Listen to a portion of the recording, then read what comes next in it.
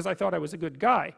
And there's no reason for me to think that, because you're not a good guy unless you've really made a bloody effort to be a good guy. You're just not. It's not easy. And so you're probably a moderately bad guy.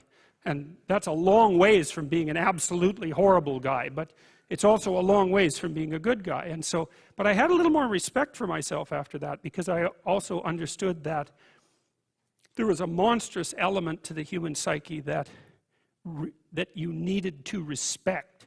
And that was part of you, that you should regard yourself in some sense as a loaded weapon. It's very useful around children to regard yourself as a loaded weapon, because around children you are a loaded weapon.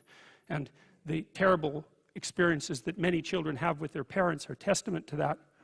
If your current ambition is crushing you, then maybe you're playing the tyrant to yourself, and you should tap down your ambitions, not get rid of them by any stretch of the imagination, but at least put them more reasonably within your grasp.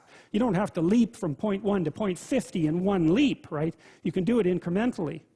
But I really like this idea. I think it's a profound idea that the process of recapitulating yourself continually is also the process of, it's a phoenix-like process, right? You're shedding all those elements of you that are no longer worthy of the pursuits that you're valuing. And then I would say, the idea here is that as you do that, you shape yourself ever more precisely into something that can withstand the tragedy of life, and that can act as a beacon to the world. That's the right way of thinking about it. Maybe first to your friends and then to your family. It's like, it's a hell of a fine ambition, and there's no reason that it can't happen. Every one of you knows people who are really bloody useful in a crisis, and people that you admire, right? Those are all, you can think of all those people as you admire as partial incarnations of the archetypal Messiah. That's exactly right. And the more that manifests itself in any given person, then the more generally useful and admirable that person is in a multitude of situations. And we don't know the limit to that. But people can be unbelievably good for things, It's really something to behold. Imagine that you're trying to become enlightened, which might mean to turn all those parts of you on that could be turned on.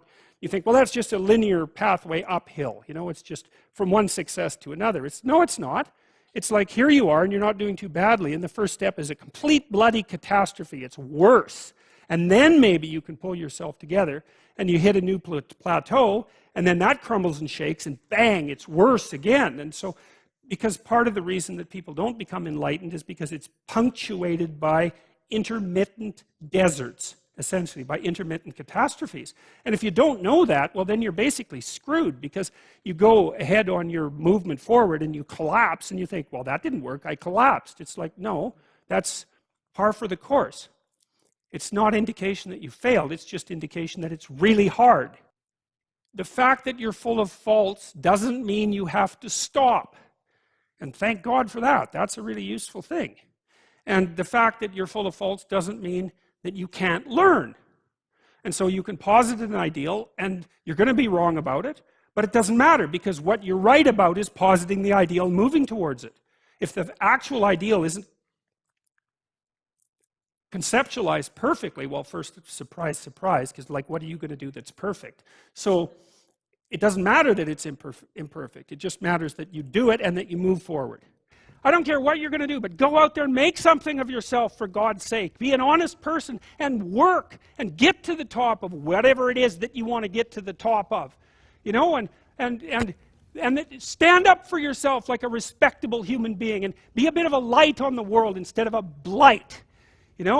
And you can tell young people that, and they haven't been told that by anyone now. And so the young men are so hungry for that it's painful to watch. They're so relieved when someone finally comes up and says, hey, you get your act together a bit, discipline yourself, see if you can learn to tell the truth, concentrate on something for a year or two, you could be a bloody world beater. They think, really?